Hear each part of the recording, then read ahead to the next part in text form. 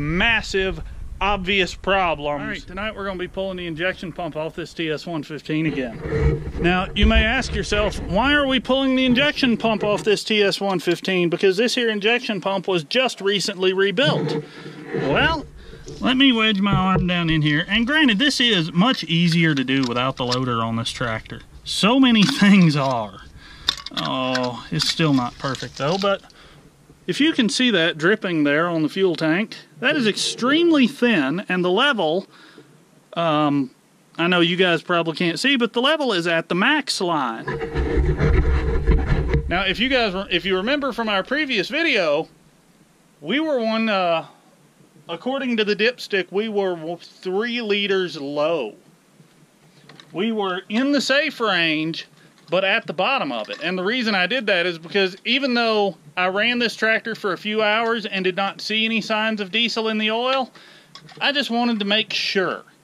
The last time we pulled this injection pump, which I'll link to that video down in the description below, we did it 100% by the book, setting all of our timing and everything, locking everything where it needed to be before we remove the pump. In tonight's video, we're not going to do that. The reason we're not going to do that is because I don't have time. This is going to create more work for me on the install because we're not locking up the timing now. I will have to do that before this pump can go back on. But tonight I'm going to show you how we're just pulling this pump because we've got to get it shipped out and repaired, and I'm losing daylight and still have a lot to get done. So let's get set up and we will get after this little thing. Setup is a little different this time. I lost my little GoPro clampy stick thing. I don't know what happened to it. Come off of there. There we go.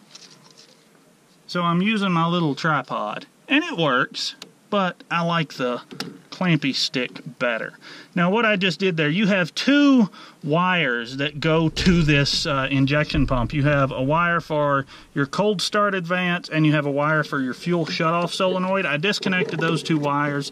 This is part of the return system that sends unused fuel back to the fuel tank. It just comes off with these little plastic clips. Push the clip in, pull the fitting out, and then we've got this return line here that just slides off. Stick it up out of the way, and then our throttle cable just pops off. Now we still have to take it loose from this bracket, but this bracket will come off right there.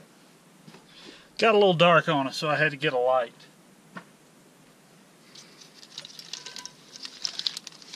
Got our lines off. Now we need to loosen this bracket here on the block so the pump can move forward.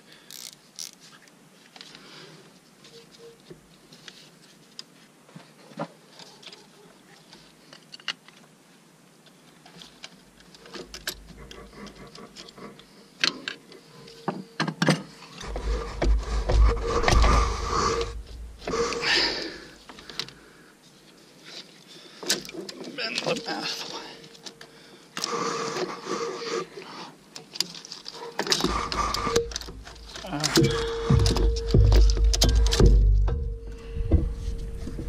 And is out. So before we get into the tractor, I just want to show you guys a couple of things. This tire has tire jacked in it. This tire has tire jacked in it. This tire has slime in it. Now this tire was not leaking badly. This tire was leaking extremely noticeably from an old plug over here in this left inside tread wherever. Actually, that may be it back right there. But if you guys remember from the tire jack video, they had both leaked. Here we are a little over a week later and they're both holding air. So there you go. As you guys know, I am a first-generation farmer, first-generation rancher, whatever you want to call it. And I've had a lot of people ask me how to get started in agriculture, especially as a young guy that doesn't have a family history, doesn't have a whole lot of background in it. If you guys would be interested in that and kind of what I do to pay the bills, what I do to make money and make this operation work, comment down below and let me know.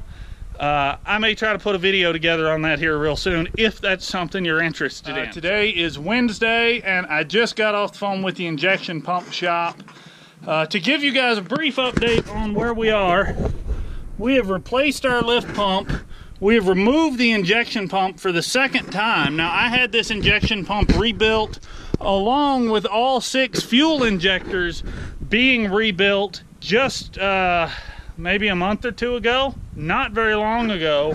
And the problem we are trying to resolve is this right here. I will pull the dipstick and show you. See the thin, nasty, watery consistency of that oil? And I can smell it. You can't smell it, but it stinks like diesel fuel. And that is 1540 weight oil with about 3.5 hours of runtime on it. The first 3 hours, it had the proper consistency for 1540 weight oil. The last half hour, we went from 1540 weight to whatever that is, which is a whole lot lighter than 1540, and we gained about a gallon. So there's a problem somewhere. Now, our lift pump is brand new. Potentially, the old lift pump could have failed. It is cam driven, it bolts right onto the block, and it could have been pumping fuel directly into our crankcase. We replaced it. We had the problem continue. We could potentially have a bad lift pump out of the box, but the odds of the old one failing and then the new part being bad in the exact same way is very, very slim. Our next potential culprit was the lift pump. It was removed, our next potential culprit was the injection pump here. I'm getting my pumps confused. I've been dealing with fuel systems quite a bit today. The injection pump was removed. I sent it back to the pump shop that rebuilt it a few months ago. Talked to them today, and they can't find anything wrong with it. They've ran it on a test bench. They've pressurized it on the test bench. And I do believe them when they tell me it's working fine on the bench. Now, if we come around here, you can see this line here that runs on the outside of each and every injector. That's our fuel return line. It is all external. It comes off each injector to this T where it goes over and down and connects to our fuel injection pump. You guys saw that when we were taking the pump off. It is this, wherever I tucked it, this rubber line right here. We're getting fuel into our oil. We know our lift pump is new. They're telling us our injection pump is good. The only culprit that really leaves would be a fuel injector itself. Now, to get a gallon of fuel in the oil in half an hour of runtime, man, we'd have to have an injector missing a nozzle or something. This tractor would be running absolutely horribly. It would be smoking like a freight train under load, and it would just, we would have massive, obvious problems, and we don't. So where can fuel be getting into our crankcase if it's not the lift pump and not the injection pump? That's a tough one, because as you can see here, our filter just attaches with 2 bolts at the bracket. The filter head does not go into the crankcase any kind of way. The return does not go through the head. Like I said, it's right there. It comes around right here.